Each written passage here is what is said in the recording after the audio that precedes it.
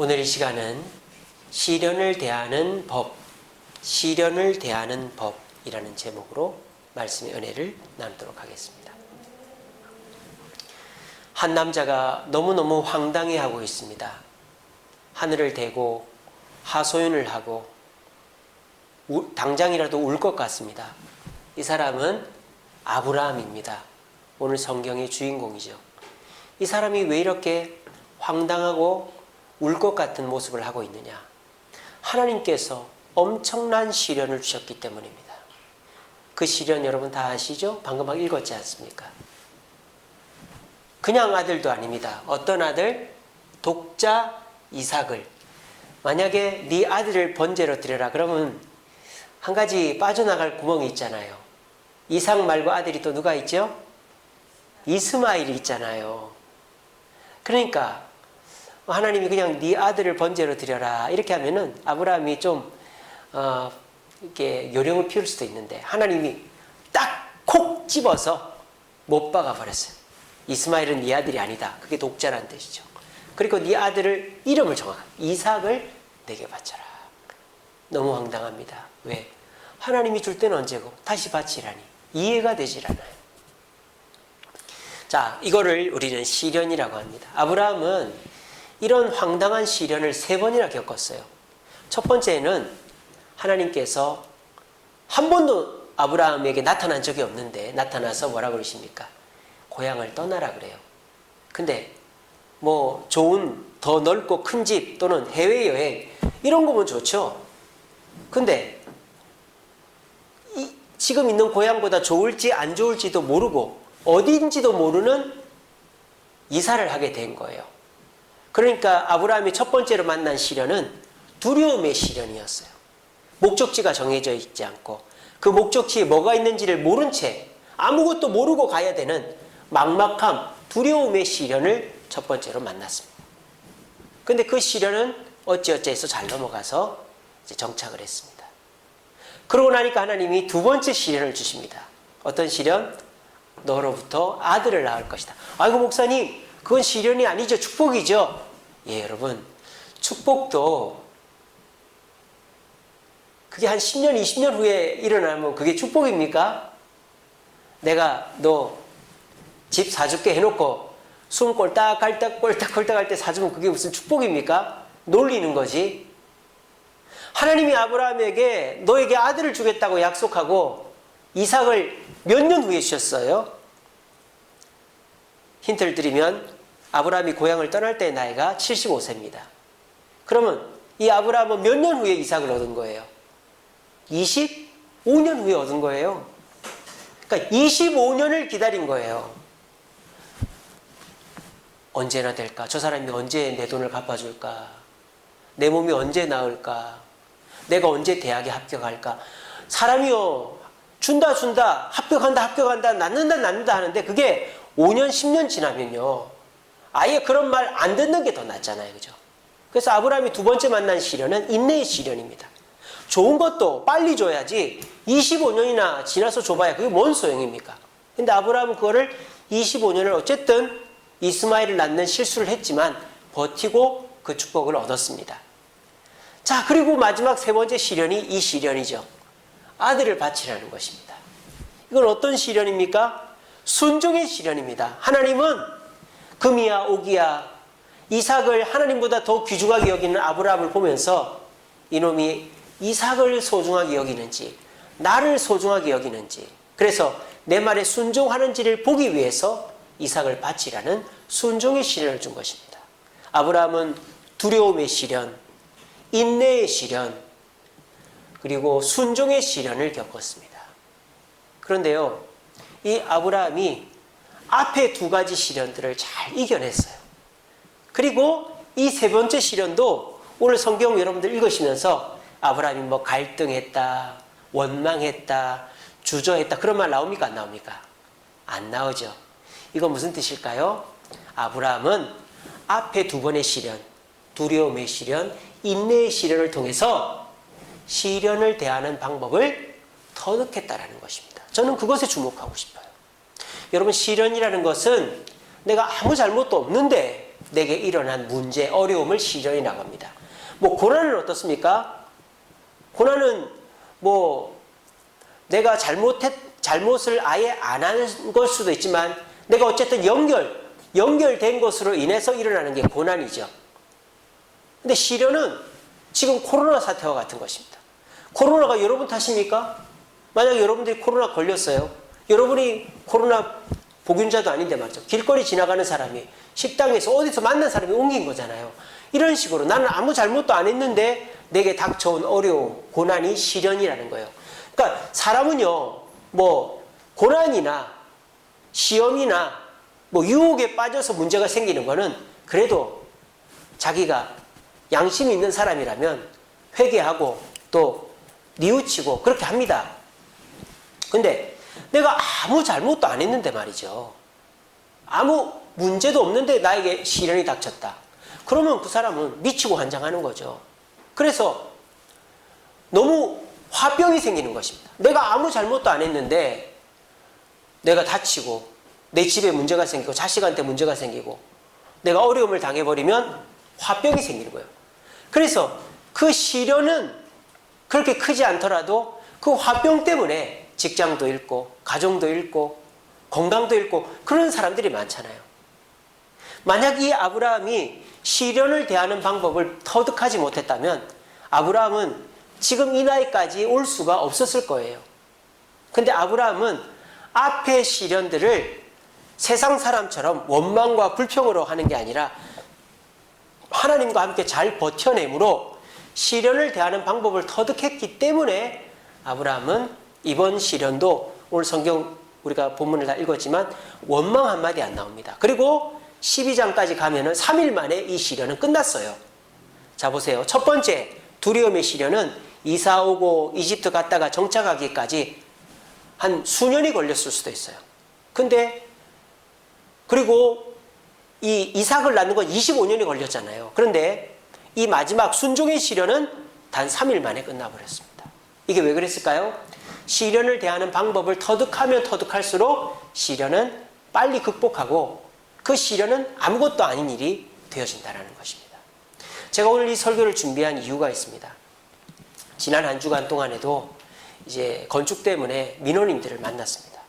근데 그 민원인들이 말도 안 되는 요구를 하면서 들어줘도 또 요구하고 들어줘도 또 요구하고 그러는 거예요. 그 2시간 동안 그 사람한테 당신이 목사냐, 교회가 요즘 어떤데 정말 너무너무 힘든 얘기들을 많이 들었습니다. 근데 제가 버틸 수 있었던 것은 제가 우리 카톡에다가 말씀 올린 것처럼 나는 지금 부끄럽지 않다. 나는 지금 당당하다. 나는 비참하지 않다. 저 속으로 그렇게 생각했습니다. 왜? 나는 지금 예수님이 부끄럽지 않다고 하셨기 때문에 나는 부끄럽지 않다. 그리고 나는 말씀대로 하고 있다. 나는 주님을 위해서 지금 고난을 당하고 있다. 그 마음을 딱 가지고는 그 사람들한테 화내지도 않고 울지도 않고 예, 그렇죠. 그렇게 했습니다. 그렇게 했더니 민원인들이 태도가 부드러워지더라고요. 그래서 1차적으로 합의점이 만들어졌어요. 그래서 어쨌든 이번 주간에도 그 민원인들과의 관계를 어느 정도는 봉합을 해놨습니다. 감사하죠. 근데 또 어떻게 바뀔지를 모르겠더라고요. 이 민원인들이 호락호락하지가 않고 어떻게든지 우리에게서 뭘 빼먹으려고 하기 때문에 그래서 제가 이번 주에 느낀 게 뭐냐, 야 시련은 끝나지를 않는구나 하는 걸 느꼈어요. 저는 성격이 어떤 성격이냐면 문제가 하나 있으면 그 문제가 해결될 때까지 쉬지 않는 성격입니다. 잠을 안 자고 밥을 안 먹어요. 저 프린트기가 고장이 났어요. 그러면 저는 다른 사람 같으면은 그냥 근처 복사집에 가서 복사하고 그 주일 지나고 고칠 텐데 저는 그렇게 못합니다. 고장난 즉시로 저거를 판매한 용산 전자상가에 있는 회사로 들고 갑니다. 저 무거운 거를 낑낑 들고 가가지고 주차하고 저걸 또 낑낑 상가까지 들고 가서 고칩니다. 근데 그 사람들이 뭐라는 줄 압니까? 내일 오세요 그럽니다. 내일은 주일이라서 안 됩니다. 토요일날 막 인쇄하는데 고장이 났으니까 제가 너무 급해서 그런데 지금 좀 금요일날 갔습니다. 고쳐주시면 안 될까요? 그러니까 좀 기다려보세요 하고는 2-3시간 기다려서라도 고쳐옵니다. 만약 토요일날 고장이 나면 제가 수단과 방법을 안 가르쳐라도 고쳐냅니다. 그러니까 저는 항상 매사에 문제가 생기면 하나 해결하고 또 다른 거 하고 요거 해결하고 또 다른 거 이런 성격이에요. 근데 해결되지 않는 문제들이 한두 개 쌓이면 잠을 못 자요. 밥을 못 먹어요. 불안해가지고 이걸 해결해야 되는데 다른 걸 못한단 말이에요. 그러니까 제가 지금 잠도 잘 못 자고 밥도 잘 못 먹는 게 그 이유 때문입니다. 이 미뤄온 문제가 끊임없이 해결이 안 되는 거예요. 건축은 이제 허가도 나고 이제 시작되는데 이 미뤄온 문제가 해결이 안 되니까 잠도 안 오고 밥도 안 먹히고 뭐 그러는 거죠. 그래서 이러다가는 이 건축은 둘째치고 내가 간암 걸려 죽게 생긴 거예요. 스트레스 받아가지고 표정이 어둡고 근심 걱정으로 쌓여 있으니까. 그래서 제가 새벽에 기도했습니다. 너무 답답해가지고 하나님 아침에 일찍 와가지고 하나님 내가 도대체 이걸 어떻게 하면 좋겠습니까? 그랬을 때 하나님이 이 아브라함을 생각나게 해주셨어요. 아브라함을 봐라. 아브라함이 일평생 실수하고 문제 일으키고 그랬지만 믿음의 조상이 될 수 있었던 건 뭐냐? 아브라함이 훌륭하고 대단해서가 아니다. 아브라함은 문제를 잘 극복했기 때문이다. 시련을 극복했기 때문이다. 그런 마음이 들었어요. 그래서 아브라함이 도대체 시련을 어떻게 극복했길래 시련이 와도 오늘 이삭을 바칠 때처럼 당황하지 않고 원망 하나 하지 않고 시련을 잘 이겨낼 수 있었을까? 그 묵상을 하고 오늘 설교를 만들어냈습니다. 저뿐만 아니라 오늘 이 설교를 듣고 계신 많은 분들도 시련 가운데 있으실 것입니다. 코로나가 여러분 잘못이 아니잖아요. 손님이 안 오는 게 여러분 잘못이 아니잖아요. 아무리 물건을 잘 만들어 놓고 아무리 기술이 좋아도 사람이 안 오는 걸 어떻게 합니까? 이거는 우리 잘못이 아니에요. 지금 시대가 그렇고 환경이 그렇고 그런 거예요. 여러분들 잘못이 아니에요. 그런데 원망하고 불평하고 남 탓하고 이러다 보면요. 코로나는 둘째치고라도 내가 먼저 죽게 생기는 거예요. 그러니까 우리는 이참에 뭘 터득해야 되느냐. 코로나보다 10배, 20배 더 힘든 시련이 와도 이겨내는 방법을 터득하면 된다 이거예요. 아브라함이 첫 번째로 고향을 떠나는 두려움의 시련, 또 아들을 기다리는 인내의 시련, 또 아들을 바치라고 하는 순종의 시련을 대하는 방법을 통해서 이겨낸 것처럼 오늘 이 설교를 듣는 분들도 이번 코로나 시절에 시련을 어떻게 대하면 그 시련만 딱 해결하고 아무 문제 없이 승리할 수 있을까를 우리가 묵상하고 배우면 된다 이거예요. 그래서 오늘 저는 여러분들과 함께 그걸 나눠보고 싶다는 것입니다. 여러분 코로나 힘듭니다. 어렵습니다. 우리에게 좋을 것이 하나도 없습니다. 하지만 이것을 통해서 뭔가 교훈을 얻고 깨달을 수 있다면 무조건 나쁜 것만은 아닐 것입니다. 오늘 말씀을 잘 들어보시면서 그렇구나. 이 시련을 통해서 아브라함이 시련을 대하는 방법을 배워 코로나 시대와 내 직장과 가정에 자녀에게 있는 이 시련을 해결하는 방법을 터득하여 나도 어떤 시련이 와도 이겨내는 사람이 되어야 되겠다. 고백할 수 있는, 그렇게 승리할 수 있는 저와 여러분들 되시기를 간절히 바랍니다. 자, 그러면 아브라함은 마지막 시련, 독자를 바치라는 이 순종의 시련 앞에서 어떤 태도를 취합니까? 첫 번째로는 분별을 합니다. 분별. 자, 보세요. 오늘 22장 1절 말씀에서 하나님이 아브라함에게 나타나셨죠. 그리고 아브라함에게 뭐라 합니까? 아브라함아, 네 독자 이삭을 나한테 바쳐라. 그리고 내가 일러주는 땅으로 가서 번제로 드려라. 빼도 박도 못하게 네 독자 이삭 번제. 자, 이게 빼도 박도 못하는 거예요. 빠져나갈 구멍이 없어요. 이스마엘 아니다. 이삭이다. 네 독자 이삭. 그리고 바치는 게 무슨 선교사로 바치고 목사로 바치고 이런 거 아니다. 번제로 태우라는 거다. 빼도 박도 못하게 하나님이 딱 아브라함에게 얘기했습니다. 자, 이런 얘기를 사람이 딱 들으면요, 본능적으로 어떤 마음이 들까요? 이래 되는 거예요. 왜? Why? 줄 때는 언제고 왜 바치라고 하지? 원망이 일어나고 불평이 일어나고 하나님을 탓하게 되어져 있어요. 이게 사람의 본능입니다. 근데 그 본능대로 가면은 사탄이 박수를 치고 우리를 꿀꺽 잡아삼킨다는 것입니다. 자, 그런데 아브라함은 하나님께서 이삭을 바치라고 하는 이때 정신을 바짝 차렸어요.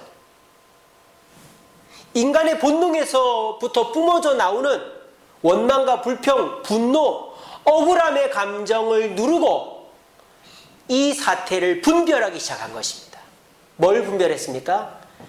이것이 누구로부터 시작되었는가? 누구의 계획인가를 분별한 것이죠. 내 잘못으로 또는 사람들의 어떤 이런 사람들의 계획으로 일어난 것이 아니라 하나님이 직접 나에게 말씀하신 일이다. 그렇다면 이 일은 나에게 결코 해되는 일이 아니다라고 분별을 딱 해낸 겁니다. 이게 중요한 것입니다. 저도요, 지난주에 이제 이번 주에 있는데 어떤 민원인이 전화가 왔어요. 그래서 막 따지는데, 아유, 죄송합니다. 근데 그 사람이 대뜸 저를 보고 만나자는 거예요. 근데 제가 어떻게 했을까요? 여러분 같으면은 전화로도 그렇게 따지는 민원인 만나고 싶으십니까? 한 대 때리면 어떡할 거예요? 면전에서 욕을 하면 어떡할 거예요? 온갖 생각이 드는데 저는 어떻게 했을까요? 예, 거기가 어디입니까? 하고 곧바로 달려갔어요. 왜 제가 그런 선택을 했는지 아세요? 분별을 했습니다. 어떤 분별을? 이 일은 내가 잘못한 일도 아니다. 이거는 시련이다. 그리고 이 일은 성전 건축에 대한 일이다. 그래서 이 일은 내가 잘못하지도 않았고 하나님의 일이기 때문에 나는 절대 부끄럽지 않고 나는 절대 수치스럽지 않고 당당할 수 있다. 그래서 제가 오히려 당당하게 예, 거기가 어디입니까? 제가 당장 가겠습니다. 하고 갔던 것입니다. 여러분, 시련이 닥칠 때, 문제나 어려움이 닥쳤을 때 진짜 중요한 게 뭔지 아세요? 힘들고 어렵고 뭐 인내하고 이런 게 중요한 게 아닙니다. 진짜 중요한 거는 이 시련이 누구로부터 말미암았는가, 무엇 때문인가, 누가 계획하셨는가를 먼저 살펴보라는 거예요. 그래서 이 시련이 내가 주님의 일을 하니까 또는 내가 교회를 다니니까 내가 또는 주님 앞에 영광을 돌리다 보니까 이런 일이 벌어졌구나. 그러면 그 일은 안심해도 된다는 거예요. 여러분, 오늘 본문에서 아브라함이 안심하고 있다는 증거가 어디 나오는지 아세요? 바로 이삭과 아브라함의 대화에서 나옵니다. 자, 아브라함이요, 하나님을 만나고 그 다음날 아침에 길을 떠나서 종들은 산 밑에 두고 모리아산을 올라갈 때 이삭이 질문합니다. 아버지, 불도 있고 나무도 있는데 재물은 어디 있습니까? 그럴 때 여러분 같으면 어떡하겠어요? 당황스럽지 않겠어요? 막 길을 걸어오면서 진짜 이놈을 죽여야 될까 말아야 될까 그런 마음을 품었다면, 만약에 진짜 아버지고 인간이라면 아이고 이삭아, 어떻게 하면 좋냐, 아이고 이삭아 이놈의 자식아, 그게 정상 아니에요? 이놈을 죽여야 되는데 아무리 자기가 믿음이 좋아도 하나님이 죽이라고 하잖아요. 근데 아들이 아주 철도 없이 물어보는 거예요. 아버지, 재물은 어디 있어요? 물어보는. 저 같으면 아이고 나 미안하다 이유는 묻지 말고 미안하다 그랬을 겁니다. 근데 아브라함은 아주 태연히 이삭아, 재물은 하나님이 준비하셨단다. 아무 걱정하지 마라. 이게 무슨 뜻입니까? 이미 아브라함의 마음은 하나님을 만나고 분별되어 있다는 거예요. 여러분, 이게 굉장히 중요합니다. 이거 연습하는 게 굉장히 중요해요. 아브라함은요, 하나님이 주신 시련이기 때문에 이거는 절대 나에게 해가 안 된다. 그 마음을 이때서부터 먹은 거예요. 그래서 모리아산 그 입구에서 올라가면서 이삭의 질문 앞에 태연하게 재물은 하나님이 준비하셨어 라고 얘기할 수 있었던 것입니다. 그래서 저는 이번에 그 민원인들 만나고 욕을 먹고 또 통화하면서 문제를 어느 정도 해결해 나가면서 저 사람이 또 나한테 시비 걸 수 있다라는 생각을 하면서 마음의 안심을 가지게 됐습니다. 왜? 또 시비를 걸더라도 내가 거짓말을 하거나 저 사람을 속였거나 내가 저 사람한테 피해를 준 게 아니고 하나님의 건축, 성전 건축을 위한 거라면 나는 두려워할 필요가 없다. 왜? 하나님이 또 그거를 해결해 주실 거니까. 이게 시련을 대하는 첫 번째 비결이라는 거예요. 그러면요, 여러분들이 어떤 시련을 만나도 당당하고 안심할 수 있는 것입니다. 하나님 품 안에서 우리 영혼은 제일 안전한 것입니다. 우리에게 중요한 것이 뭡니까? 이것이 내가 잘못해서 된 일인가? 또는 사람과의 관계 속에서 일어난 것인가? 아니면 나도 잘못한 것이었고 사람과의 관계도 아닌데 하나님의 일을 하다가 된 일인가? 특별히 하나님의 일을 하다가 된 일이라면 그렇게 딱 판단이 되면요, 여러분 지금부터 그런 연습을 하세요. 여러분들이 뭐 교회 섬기다가 교회 나오다가 주님 앞에 주님 말씀대로 살다가 어려움을 만났어요. 그럴 때 인간의 본능으로 A씨 하고 원망 불평하고 하나님을 저주하고 그러지 말고 그 본능을 누르고 생각을 하는 거예요. 아, 이거는 하나님이 주신 일이다. 하나님은 나를 사랑하신다. 그러므로 나에게 절대 나쁜 일을 주지 않는다. 그 마음 딱 가지면 안심하는 겁니다. 여러분, 그 초대교회의 교부 중에서 화형을 당해 죽은 교부가 있었어요. 근데 그 교부가 나이가 많았습니다. 근데 이제 그 사람이 이제 그 많은 그리스도인들이 이렇게 지켜보는 가운데서 그 원형 경기장 중앙에 딱 섰습니다. 그래서 그 로마의 뭐 이렇게 행정관이 당신 지금 이 자리에서 예수를 부인하면 살려주겠어 그랬단 말이에요.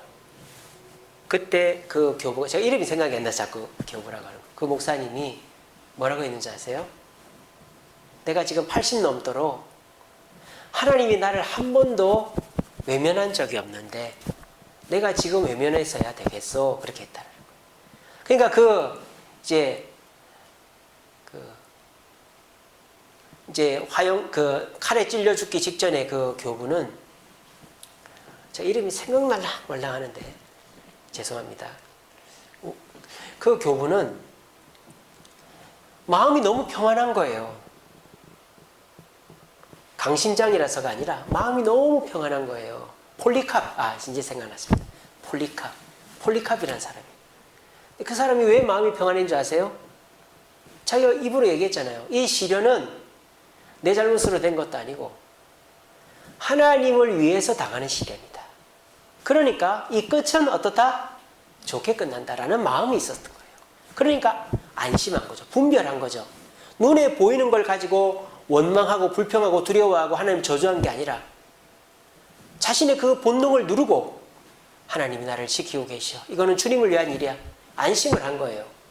그러니까 태연하게 그 행정관한테 하나님이, 예수님이 나를 한 번도 배신한 적이 없어. 내가 어떻게 예수를 배신하겠어? 그랬던 거예요. 그랬을 때에 저놈한테 불을 질러라 그랬어요. 그때 많은 그리스도인들이 모여 있었습니다. 왜? 폴리캅이 예수님을 부인하는 것을 이 행정관이 보여주고 그 사람들 배교하게 하려고. 근데 폴리캅이 불에 타 죽기로 하니까 어떻게 된 거예요? 사람들이 아이고 우리 폴리캅 목사님 어떡하지 하는데 불을 붙이는데 불이 안 붙는 거예요. 그러니까 사람들이 할렐루야! 오히려 그 사형 집회장이 부흥회장이 된 거예요. 이게 뭡니까? 하나님이 역사하신 것이죠. 분별하여 안심한 폴리캅이 옳았던 것입니다. 불이 안 붙으니까 당황한 행정관이 칼로 찔러 죽여버렸어요. 그래도 이미 그 자리에서 있었던 그리스도인들은 마음의 은혜를 받고 나도 순교하겠다는 다짐이 들게 된 것입니다. 폴리캅이 그 순교의 자리에서 안심할 수 있었던 것은 하나님을 위한 일은 절대 내가 망하지 않는다는 마음이었기 때문이에요. 저도 지난 주간 엄청나게 어렵고 힘든 일이 있었지만 저는 당당했습니다. 안심했습니다. 그리고 또 다음 주에도 이런 일이 있겠죠? 하지만 저는 안심할 것입니다. 왜? 저는 시련이 있어도 하나님이 주신 시련이라면 그 끝은 좋게 끝날 것이라는 믿음을 이제 배웠기 때문입니다. 여러분들도 이번 코로나 때 그걸 배워보시기 바래요. 여러분이 시련이 닥쳤을 때 이거는 하나님을 위해서 하나님 계획 안에서 일어난 시련이다. 하나님은 좋은 분이다. 하나님은 좋은 분입니다, 여러분. 하나님은 절대 우리를 힘들게 하는 분이 아닙니다. 내 기도를 안 들어주는 분이 아닙니다. 좋은 분이라는 믿음 가운데서 내가 어려움은 있어도 이 어려움이 해결될 거야. 나는 끝이 좋을 거야. 그렇게 생각하시면 반드시 끝도 좋을 뿐만 아니라 또 다른 시련이 오지 않아요. 근데 원망 불평하면 그 시련은 조그만 건데 원망 불평하다가 건강 잃고 가족 잃고 직장 잃고 다 잃어버리는 거예요. 여러분, 이 시간 아브라함처럼 아들을 바치라는 이 말씀이 하나님 입에서 나왔다면 바치더라도 하나님이 살려주든지 하나님이 좋게 해주실 것이다 라고 믿었던 거죠. 우리들도 이것이 어디서부터 왔는가, 누구의 계획인가를 분별하여 하나님이 주신 거라면 당당하게 맞이하고 또 그것을 통해서 안심할 수 있는, 하나님을 믿고 안심할 수 있는 저와 여러분 되시기를 간절히 바랍니다. 두 번째는요, 아브라함이 시련을 대하는 두 번째 방법은 해결의 행동이었습니다. 오늘 성경에도 그렇게 나오죠. 아브라함은 하나님으로부터 음성을 듣고 난 그 다음 날 즉시로 짐을 싸서 길을 떠났습니다. 왜 그랬을까요? 독자를 바쳐야 해결이 되기 때문입니다. 우리는 이런 생각을 안 해요. 어떤 문제가 생겼어요. 그러면은 그 문제를 해결을 해야 되는데 원망 불평하면 머뭇거리기 시작합니다. 왜 나한테 이런 일이 생기지? 그런 다음에 남 탓을 하기 시작합니다. 이건 저 사람 탓이야. 이건 저 사람 탓이야. 그러고 나면 어떻게 됩니까? 남 탓을 했으니까 어떻게 되겠어요? 이건 어떻게든 되겠지 하고 주저앉아 버리는 거예요. 이게 보통 사람들의 시련을 대한 루틴이에요. 내가 잘못한 것 같으면 내가 막 뛰어다니면서 해결하려고 하는 사람들이 많지는 않지만 그런 사람들이 있어요. 근데 내가 잘못한 것도 아니고 문제가 어디서부터 시작했는지도 모르는 사람 같으면 어떻게 합니까? 왜 나한테 이런 시련이 닥치지? 이거는 저 사람 탓이야? 저 사람 탓이야? 나라 탓이야? 대통령 탓이야? 누구 탓이야? 그리고는 에라 모르겠다. 어떻게든 되겠지. 이렇게 해버리는 거예요. 지금 많은 젊은이들이 그런 거예요. 직장이 없습니다. 일하고 싶어도 일할 자리가 없어요. 월급이 작아요. 그러니까 왜 내 때에 이런 어려운 경제 사정이 닥치지? 이건 나라 탓이야? 대통령 탓이야? 우리 부모님 탓이야? 누구 탓이야? 에라 모르겠다. 게임이나 하자. 술이나 먹자. 놀러 다니자. 그냥 아르바이트나 하면서 용돈벌이나 하자. 요즘 젊은이들이에요. 해결하려고 들질 않는 거예요. 이게 뭡니까? 시련을 만났을 때 원망과 불평에 빠지는 사람의 가장 전형적인 루틴이 왜 나한테 이런 일이 일어났을까? 그리고 남 탓하고 그리고 어떻게든 되겠지. 이렇게 하는 게 해결하려고 들지 않고 그냥 머뭇거리는 사람들의 행동 양식이라는 겁니다. 그렇게 하면 이 조그마한 시련이 나중에는 더 눈덩이처럼 커지는 거예요. 사람과 싸워도 그렇잖아요. 제가 저희 집사람이랑 많이 싸웠는데 이제 깨달은 게 있습니다. 싸우면 피하면 안 된다. 남자들은 싸우면 피해요. 감정을 가라앉히려고 하는 것도 있고 일단은 그 자리를 피해버립니다. 근데 여자들은 남자가 피해버리면 그때부터 그 화가 곱으로 늘어나는 거죠. 그래서 제가 집사람하고 싸우고 피해서 신대원 갔다 오면 집안이 풍비박산이 나 있는 것입니다. 그래서 요즘은 뭔가 감정이 이상하다 그러면은 집사람을 졸졸 따라다닙니다. 설거지하면 옆에서 나도 설거지하고 반찬하면 나도 반찬하고 그렇게 합니다. 제가 이번 주에도 민원인들한테 하도 욕을 많이 먹어가지고 배가 부른 거예요. 그래서 집에 갔는데 밥을 먹기가 싫더라고요. 근데 집사람은 아이들도 주고 저도 주려고 짜장면을 고생을 해가지고 재료 썰고 해가지고 짜장면을 해놓은 거예요. 근데 제가 나 밥 맛없어 안 먹을래. 그러니까 그때부터 말을 안 하는 거예요. 그 부엌에서 툭툭툭 합니다. 냉장고 닫는 소리가 크고 설거지하는 소리가 큰 겁니다. 그때 직감했죠. 아, 집사람이 뭔가 수가 틀렸구나. 그럴 때 옛날 같으면 저는 내가 먹기 싫다는데 왜 저래? 그러면서 방으로 들어가서 눕거나 교회 사무실에 와서 나도 몰라 하고 있었을 거예요. 근데 그 순간 저는 이 문제를 더 크게 만들지 않기 위해서 집사람 옆으로 갔습니다. 설거지를 하는 척 하다가 여보 이거 여기 짜장면 있네 내가 먹을까? 먹지 마 먹기 싫다며. 아니야 나 지금 배고파. 그러면서 짜장면 면에다가 소스를 덜어서 그 부엌에 앉아서 먹었습니다. 아 맛있네 맛있네 하고 먹으니까 집사람이 화가 풀려서 분위기가 좋아졌습니다. 만약에 제가 어젠가 그젠가 그 짜장면을 안 먹었다면 오늘 이 자리에 웃으면서 설교하지 못했을 수도 있습니다. 그리고 집사람이 또 저를 오늘 엄청 많이 도와줬거든요. 저를 안 도와줘서 제가 더 힘들었을 수도 있습니다. 여러분 사람이요 왜 나한테 이런 일이 벌어지나 한숨 쉬고 남 탓하고 그리고 아이 몰라 하고 내버려 두면요 그 문제는 더 커지는 거예요. 우리는 어떻게 됩니까?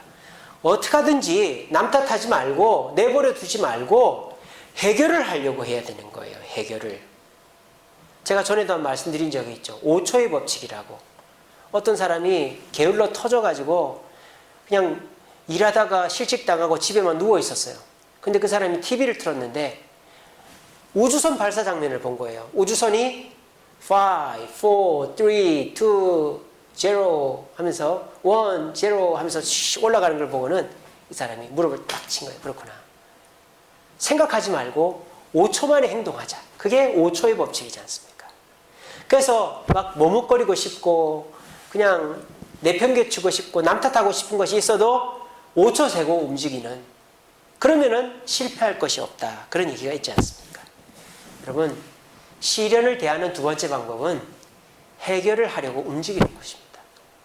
저도 지난주에 아까 말씀드렸죠. 그 민원인이 저한테 지금 좀 만날 수 없을까요? 그랬을 때 만나서 나한테 뺨을 때리려고 그러나 욕을 하려고 그러나 온갖 생각이 다 들었는데 제가 예 가겠습니다 그랬습니다. 그래서 가서 그 사람이 저를 보면서 얘기를 하니까 감정이 누그러들더라고요. 희한하죠. 그래서 제가 잘못했습니다. 죄송합니다. 이해해 주세요. 용서해 주세요. 예 해드리겠습니다. 해드리겠습니다. 이래서 그러는지 몰라도 그래서 해결이 됐어요. 어느 정도. 그러니까요. 제가 만약에 그 자리를 피했다면 아마 그 민원인은 뭐 구청에 전화하고 더 난리가 났을 거예요. 근데 저는 그걸 피하지 않고 그 민원인을 만나서 해결하려고 하니까 해결이 어느 정도 된 것입니다. 이게 뭡니까? 우리가 문제를 만났을 때, 시련을 만났을 때 세상 사람들처럼 한숨 쉬지 말고 머뭇거리지 말고 내팽겨투지 말고 우리가 해결하기 위해서 행동에 옮겨야 된다는 거예요. 근데 우리가 행동에 옮길 엄두가 안 나요. 발이 안 떨어져요. 그럴 때 뭘 해야 됩니까? 겟세마네 기도를 생각해야 되는 것입니다. 우리 예수님도 십자가 지기 전날 머뭇거리셨습니다. 근데 그 머뭇거리는 마음을 기도로 풀었죠. 기도로. 이게 중요하죠. 우리들도 한숨 쉬고 남 탓하고 내팽겨치고 싶은 마음이 있어요. 그때 뭐 해야 됩니까? 기도해야 되는 거예요. 저도 새벽마다 나와서 기도합니다. 하나님, 내가 이런 모욕을 당해야 됩니까? 하나님, 내가 이렇게 해야 됩니까? 언제 이게 끝납니까? 근데 그걸 기도하고 나니까 힘이 생겨서 당당해지고 나갈 수 있게 되다. 그래서 제가 이번 주에 말씀 보낸 게 어떻게 하다 보니까 다 당당함에 대한, 부끄럽지 않는 거에 대한 그 카톡 말씀이었지 않습니까? 한번 다시 보십시오. 저도 몰랐어요. 기도하고 나니까 성령이 그런 마음을 주신 거예요. 사랑하는 성도 여러분, 시련이 닥쳤을 때 하나님이 주신 시련인 걸 분별하시고 안심하십시오. 그리고 기도하십시오. 하나님, 머뭇거리고 싶습니다. 예수님처럼 이 자리 지나가게 해주시면 안 될까요? 그런 마음이 들더라도 기도하십시오. 그러면 예수님 십자가 진 것처럼 해결의 자리로 담대하게 나가게 되는 겁니다. 아브라함이 3일 길을 쉬지 않고 가서 3일 만에 끝난 거예요. 여러분, 여러분의 시련을 행동으로 옮기십시오. 5초 후에. 그러면 행동으로 빨리 옮기면 옮길수록 그 시련은 빨리 끝나게 될 것입니다. 저도 그 민원인이 만나자고 했을 때 피하지 않고 바로 만났기 때문에 며칠 안에 끝난 거예요. 우리도 마찬가지입니다. 시련을 대하는 방법 두 번째는 머뭇거리지 않고 한숨 쉬지 않고 또 내버려 두지 않고 그런 마음을 기도로 풀고 즉각 행동으로 옮기면 그 시련은 어느 순간에 빨리 매듭을 짓게 되는 거예요. 우리 모두 세상 사람들처럼 하지 말고 기도하고 해결하려고 행동함으로 우리 모두 시련을 빨리 아브라함처럼 3일 안에 극복할 수 있는 저와 여러분들 되시기를 간절히 바랍니다. 마지막입니다. 아브라함이 시련을 극복하려고 했던 세 번째는 영광입니다. 여러분, 오늘 이 아브라함의 시련에는 영광이 있습니까? 없습니까? 아브라함에게는 1차적으로 아브라함에게는 영광이 없습니다. 좀 더 다르게 얘기해볼게요. 아브라함의 득된 일이 있습니까? 없습니까? 1차적으로 말입니다. 아무 득된 일이 없죠. 왜? 뭐 아들을 바치라고 했는데 아들을 안 바치게 된 거 외에는 득되는 게 없어요. 근데 오늘 하나님이 뭐라고 말씀하십니까? 네가 나를 뭐 하는 줄 알았다? 경외하는 줄 알았다 그러잖아요. 이걸 통해서 아브라함에게는 득되는 일이 없고 영광받는 일이 없었지만 누구에게 영광이 된 것입니까?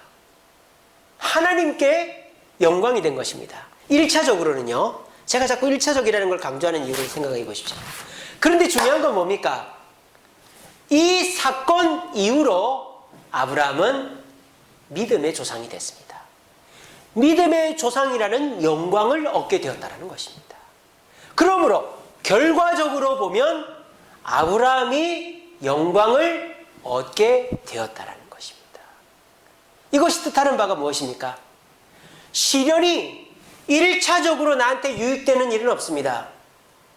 여러분들이 시련을 만났을 때 그 시련이 끝나서 돈을 벌거나 성공을 하거나 물론 그런 경우도 있겠지만 내가 뭐 그 시련이 해결됐다고 딱히 잘 되는 일이 없단 말이에요. 제가 민원인들하고 상대하고 한다고 해서 딱히 저한테 뭐 돈이 주어지거나 그 사람들이 저한테 사과하거나 그런 거 없어요. 오히려 우리가 보상해주고 사과하고 뭐 그런 거밖에 없어요. 우리 교회한테 저한테 좋을 일은 없어요. 근데 누가 좋으시다? 하나님이 하늘에서 웃고 계신다. 영광을 받으신다. 희재야, 네가 잘 참았구나. 희재야, 네가 교회를 위해서 헌신했구나. 저 사람들이 내 이름을 헛되이 부르지 못하게, 저주하지 못하게 했구나. 하나님이 영광 받으신 거예요. 그러면 하나님은 그 영광을 우리에게 나눠주시는 것입니다. 여러분, 밤하늘에 달이 빛납니다. 밤하늘에 달이 왜 빛날까요? 여기 지구가 있습니다. 여기 달이 있습니다. 그러면 이 달이 지구에 빛을 줍니다. 어떻게 해서 빛을 주죠? 지구 뒤에 뭐가 있기 때문에? 태양빛이 있기 때문에요. 태양빛이 이렇게 비치면서 이 달의 빛을 비춰서 반사가 돼서 태양 반대쪽에 있는 깜깜한 지구에 밝게 보이는 거예요. 그러니까 태양빛이 얼마나 밝으면 직선으로 하는 게 아니잖아요. 지구가 여기 있고 태양이 여기 있으니까. 그러니까 지구 때문에 태양의 직사광선이 달에 가지는 못해요. 근데 살짝 비껴서, 그러니까 달이 모양이 둥글 때도 있지만 세모날 때도 있고 이렇게 수박 껍데기처럼 될 때도 있잖아요. 지구에 가리니까. 근데 어쨌든 그 빛이라도 받으면 달이 밤하늘을 밝히는 거예요. 달의 빛은 누구의 빛으로 빛나는 것입니까? 태양의 빛으로 빛나는 것입니다. 우리의 영광은 우리에게서 나타나는 것이 아닙니다. 인간에게는 선한 것이 없습니다. 인간은 스스로 빛을 낼 수 없고 영광을 드러낼 수 없습니다. 우리의 영광은 오직 하나님으로부터 오는 것입니다. 그러므로 우리가 가장 영광스러울 수 있는 길은 하나님을 영화롭게 하는 것입니다. 그래서 뭐라고 합니까? 우리 인간의 제일 목적이 뭐다? 하나님을 영화롭게 하는 것이다. 왜? 하나님을 영화롭게 해야 우리도 그 영광을 받기 때문입니다. 그래서 시련은 우리에게 가장 영광된 일이 되는 것입니다. 스데반이 돌에 맞아 죽고 바울이 목베임을 당해 죽고 폴리카피 칼에 맞아 죽어도 영광된 이유는 주님의 영광을 위해서 시련을 당했기 때문입니다. 그러니까 그들은 손해볼 일이 없는 것이죠. 그래서 저는 여러분들한테 이 설교를 하는 것입니다. 여러분 애매히 고난을 당하십니까? 아무 잘못이 없는데 시련을 당하십니까? 기뻐하시기 바랍니다. 왜? 그것으로 인하여 여러분들이 영광을 받기 때문입니다. 나사로가 병에 걸려 죽었을 때에 예수님 뭐라고 하셨습니까? 이로 영광을 하나님이 받기 위함이다 그랬습니다. 근데 나사로도 살아나서 영광을 받았고 예수님도 나사로의 부활을 통해 나도 부활할 거라는 영광을 얻게 된 것입니다. 곧 하나님의 영광은 우리의 영광이다. 곧 시련은 우리에게 절대 나쁜 것이 아니다. 그러므로 우리는 시련이 닥쳤을 때 안심하고 그 시련을 해결하려고 기도하면서 노력하면 그 시련은 빨리 끝나고 우리에게 영광이 되어진다는 것입니다. 여러분, 이것이 시련이 우리에게 주는 축복이다라는 것. 저는 이번 주 이 말씀 묵상하면서 앞으로 다가올 시련에 담대해졌습니다. 민원인들이 어떻게 대하건, 공사하다가 어떤 문제가 일어나건, 또 우리 교회에서 어떤 문제, 어려움이 있던, 내가 말씀대로 살고 당당했는데 나로 말미암지 않고 하나님이 시련을 주셨다면 나는 안심할 것이다. 그리고 피하지 않을 것이다. 그리고 하나님의 영광을 위해서 최선을 다할 것이다. 왜? 그게 내 영광이니까. 그런 확신을 얻게 되었습니다. 여러분들은 어떠십니까? 코로나 때문에 원망불평하고 피하고 술이나 먹고 이런 사람들처럼 신세한탄하시면서 이 시련을 낭비하시겠습니까? 이 시련 속에 자신을 버려두겠습니까? 그것은 결코 현명한 일이 아닙니다. 여러분, 오늘 아브라함의 시련을 대하는 법을 배웁시다. 시련이 다가왔을 때 이거는 하나님의 계획 안에 있다. 이거는 나 때문이 아니라 하나님을 위한 일이다. 분별을 하십시오. 그리고 머뭇거리지 마시고 버려두지 마시고 기도하시고 곧바로 행동으로 옮기십시오. 5초의 법칙. 그리고 하나님의 영광을 위해서 이걸 해결하려고 하십시오. 그러면 결국 내가 영광받게 될 것입니다. 우리 모두 아브라함처럼 시련을 대하는 방법을 배워서 어떤 시련이 와도 3일을 지나지 않도록, 일주일을 지나지 않도록 그 시련을 빨리 극복하고 주님의 영광이 되고 우리도 영광을 받을 수 있는 저와 여러분들 되시기를 간절히 바랍니다. 말씀을 맺겠습니다. 우리 말씀 같이 읽어봅시다. 우리가 선을 행하되 낙심하지 말지니 포기하지 아니하면 때가 이름에 거두리라. 아멘. 여러분, 선을 행해야만 거둔다 그랬습니다. 이 선이 뭘까요? 바로 시련입니다. 여러분, 선이라는 것, 착하게 사는 것은 다는 아니지만 어려움을 제껴놓고 할 수 없습니다. 내가 착하게 살기 위해서는 오해도 받고 속임도 당하고 손가락질도 받고 이용도 당하는 것입니다. 그러니까 내가 선을 행하면서 고난을 피해가겠다라는 것 자체는 사실은 넌센스라는 거죠. 그러니까 우리가 이 선을 행할 때 고난을 염두해야 된다는 거예요. 그리고 우리가 또 한 가지 염두해야 될 게 있습니다. 이 선의 끝은 하나님께 영광이 되는 것이다라는 것입니다. 그리고 그 영광은 우리에게도 돌아온다는 것입니다. 여러분, 우리가 어떻게 하면 영웅이 될 수 있을까요? 사람이 평범할 때, 평화로울 때 영웅이 있습니까? 없습니다, 여러분. 영웅은 스스로 되지 않아요. 영웅은 시대가 만든다는 말이 있죠? 영웅은 난세가 만듭니다. 우리가 김대중 대통령을 영웅이라고 합니다. 왜? 김대중, 김영삼 이런 사람은 난세에 태어났기 때문이에요. 우리나라 일제시대 때부터, 그리고 우리나라 그 격동의 시기에 태어났기 때문에 또 그 시기를 잘 버티고 자신의 뜻을 굽히지 않아서 김대중, 김영삼 이런 분들은 우리나라의 영웅이 된 거예요. 근데 지금은 그런 영웅이 나올 수 있는 시대가 아니잖아요. 그죠? 그러니까 영웅이 잘 나오질 않는 거예요. 링컨, 조지 워싱턴, 그리고 소련을 무너뜨린 누굽니까? 미국의 대통령, 연예인 했던, 제가 이름이 생각이 안 나는데, 그런 사람들 다, 레이건 맞습니다. 예, 감사합니다. 레이건 대통령. 그런 사람들은 다 시대가 만든 영웅이죠. 보통 영웅은 전쟁 영웅, 스포츠 영웅, 또 재난 영웅들이 있어요. 이게 다 뭡니까? 고난과 연결되어 있잖아요. 전쟁이라는 고난, 또 경기라는 고난, 또 재난이라는 고난이 있습니다. 그런데 거기에서 영광을 얻는 사람은 내가 그 고난을 무릅쓰고 거기에서 이거는 고난이 아니야, 내가 영광받는 길이야 분별을 하고 그 고난을 주저앉아 있고 포기하는 게 아니라 해결하려고 애를 쓰고, 그리고 내가 그 자리에서 금메달을 따고 국가에 영광을 끼치기 위해서, 또는 우리나라 전쟁에서 승리하게 하기 위해서, 또는 이 재난에서 사람을 구해내기 위해서 그 영광을 위해서 나를 헌신하면 결과적으로 내가 영웅이 된다는 거예요. 그러므로 우리가 영웅이 되는 길은 고난을 두려워하지 않고 그 고난을 하나님의 영광이 되는 과정으로 받아들이고, 그래서 선을 행하면서 분별하고 행동하고 하나님의 영광을 위해서 행동할 때에 우리는 시련도 이기고 영광도 얻게 되는 것입니다. 이 진리를 깨달으시기 바랍니다. 어떤 목사님들은 예수 믿으면 복 받는다, 고난도 피해간다, 코로나도 피해간다, 그렇게 설교하는 분들도 계시겠습니다만은 저는 그렇게 설교 못하겠습니다. 대신에 시련이 와도 실패는 없는 정주영 회장 말처럼 시련이 와도 영광이 있는 삶을 가르쳐드리고 싶습니다. 아브라함처럼 시련이 와도 분별하고 행동하고 하나님의 영광을 위해 애쓰면 그 시련은 반드시 우리의 영광이 됩니다. 코로나도, 성전 건축도, 우리 앞에 있는 많은 문제들도 말이죠. 머뭇거리지 마시고 주저앉지 마시고 여러분 모두 행동하시고 노력하심으로 시련을 영광으로 바꿀 수 있는 저와 여러분 되시기를 간절히 바랍니다. 우리 찬양하겠습니다.